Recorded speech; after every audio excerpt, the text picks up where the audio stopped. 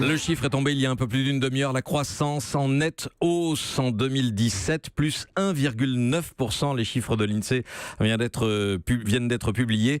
En 2016, cette croissance en France avait stagné à 1,1%. Là, cette fois, 2017, c'est son plus haut niveau depuis 6 ans. Sur la fin de l'année, elle a été portée par l'investissement des entreprises. Dans le même temps, Nicolas Barré, les taux d'intérêt remontent. C'est la fin de l'argent gratuit pour les États et les particuliers vont bientôt le sentir. Eh bien oui, en 2018, attendez-vous à payer plus cher votre emprunt immobilier ou votre crédit à la consommation. Les taux d'intérêt sont en train de se retourner.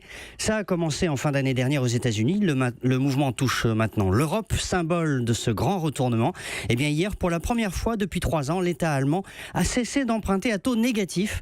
La semaine dernière, c'était le cas de la Suisse. C'est la fin de 10 ans de taux d'intérêt quasiment gratuits. Et pour les particuliers, le crédit va coûter plus cher. La remontée sera réelle, mais lente. Aujourd'hui, le taux moyen d'un crédit immobilier est d'un peu plus de 1,5% sur 15 ans. Ça reste extrêmement bas. Mais la remontée des taux signifie que vous pouvez oublier les renégociations de prêts à la baisse qui étaient devenues un sport national. La remontée des taux d'intérêt est un phénomène mondial. Les taux baissaient depuis 35 ans.